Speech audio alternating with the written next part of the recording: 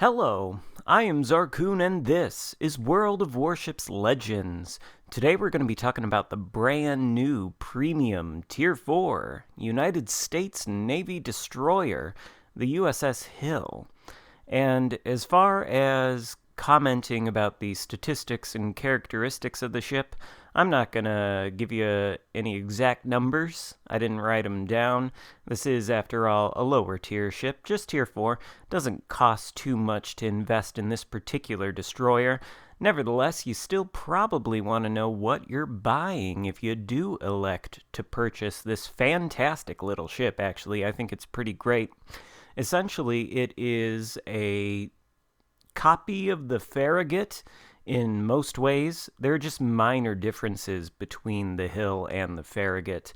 For one, the Hill, like the Farragut, has 5 127mm guns, but the Hill's guns reload slightly slower than the Farragut's, even with the same commander build. I think on the Farragut, I've got the reload time down to about 3.8 seconds, and I want to say with the Hill, it's just a hair over 4 seconds, maybe 4.2, something like that. At the same time, the Farragut, with the same commander build, has a couple thousand, or at least 1,000 less hit points than the Hill.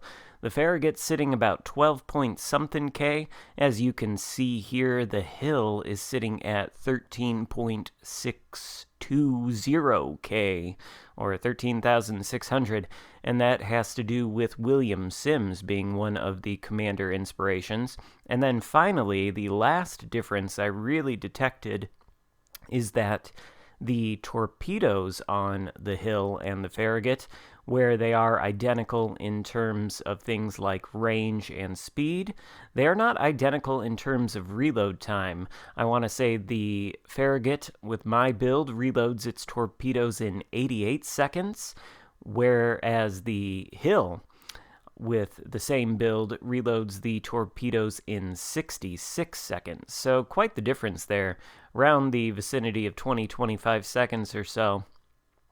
Maybe the math on that is not exact, but you get the picture.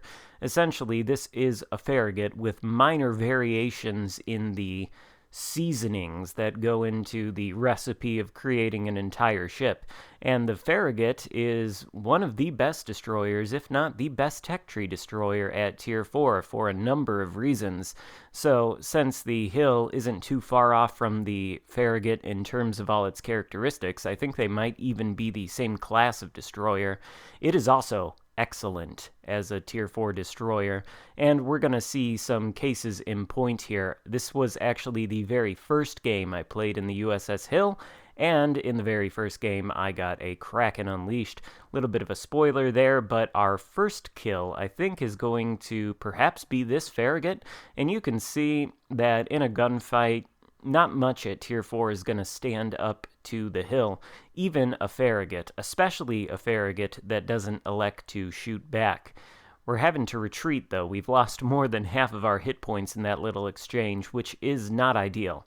But, at the same time, we do have a larger hit points pool than even the Farragut, so in some sense we can afford to lose some hit points, just perhaps not this many.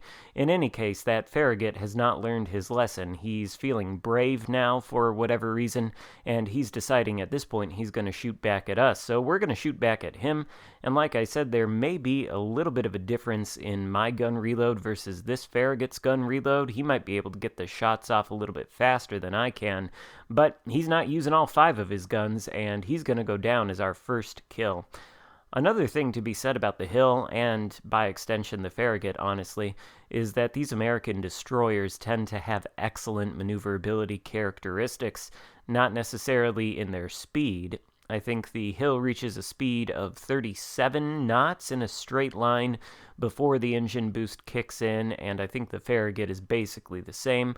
So, the speed, not exactly winning world records on these American destroyers, but what is great is their tiny, almost minuscule turning circle and their super fast and responsive rudder shift. They're very agile little destroyers.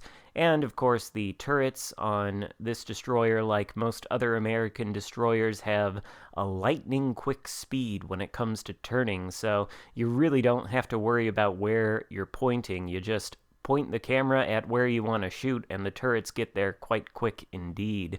Now we're shooting at this Izyaslav, who is in the center of the map, right in the epicenter, I guess you could say, because this is an epicenter game. You see we're getting some defender ribbons as we hit him, and we're having no problem chewing through his hit points, trying to juke his return shots a little bit by messing with the throttle, kicking it back and forth, and we're able to ultimately take him out as our second kill of the game without losing too many hit points. And here things are starting to steam up and get pretty spicy. We've got a Wyoming 4.8 kilometers away from us coming around this corner at full speed, evidently not aware that a destroyer was just lurking behind the corner, and so probably not expecting this wall of torpedoes. We reach past our concealment range. In terms of putting distance between ourselves and the Wyoming, we've got a 5.4 kilometer detectability by sea with this build. This is using Vincent Mordoff, by the way, and we're able to dev strike the Wyoming. As for other details of the build, aside from Vincent Mordoff being the commander, I believe I have William Sims and Eric Bai as inspirations for the extra hit points and the extra concealment. Other than that, the skills on Mordoff are all dedicated to making these guns shoot faster. We've also got twist and track for the RPF indicator, and we're going to see if we can't sort of yoink this kill out from under our teammates. Sort of secure it as our fourth kill of this game. And we do. That leaves just 2 ships left alive on the enemy team, and one of them is a Texas. The other is the enemy aircraft carrier, who has sort of been hovering his planes over us for some parts of the game, but hasn't actually really tried in earnest to drop us with his ordnance. By the way, if you noticed at those times when the planes were hovering around or near me, I did elect to toggle off my anti-aircraft guns. That way they would not shoot at the planes, because, as you may or may not know, the destroyer's detectability by the air is often smaller in radius than the maximum range of its anti-aircraft guns, meaning your AA guns start firing at planes before the planes can actually detect you. And if they do start firing at planes, well, the planes can see the little AA shells emanating from an invisible source upon the water, and that usually draws them close enough to spot you. And this is why you want to toggle off your AA, so that the anti-aircraft guns do not start shooting when the planes haven't even detected you. And then, of course, if and when they do detect you, you can toggle it back on to shoot at them. The way you do that is you hold down whatever button brings up your quick command wheel. You look to the right-hand side and you see what button it is that says toggle on or off AA. It's something that you destroyer players really ought to be doing when there are CVs in your game, so I did kind of want to make a big deal of it as I head toward this Tier 3 Russian CV. He's just getting into gun range now, has no idea we're here, basically at full health, so I want to keep the element of surprise for as long as possible and potentially get into range where I can launch these torpedoes at the guy.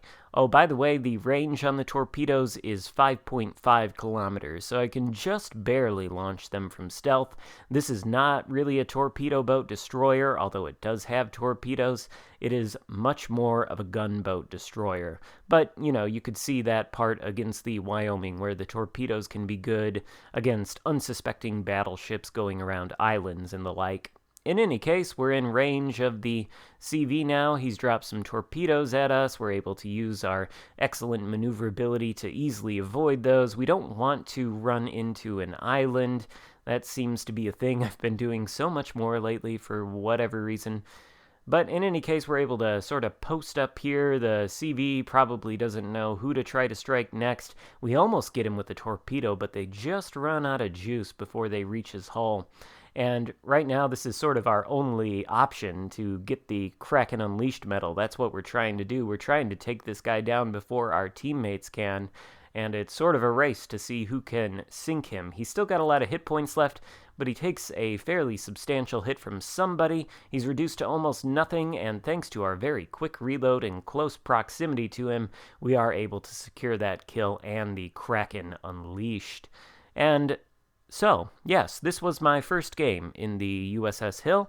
I think it's very, very good in terms of Tier 4 premium destroyers, and as a Tier 4 premium destroyer, it is pretty cheap. So, if you enjoy playing at the lower tiers and you like good gunboat destroyers, this thing is the one for you. It's essentially just a premium Farragut, so if you already have that, then you sort of already get the picture, but it's a fun ship. I like it.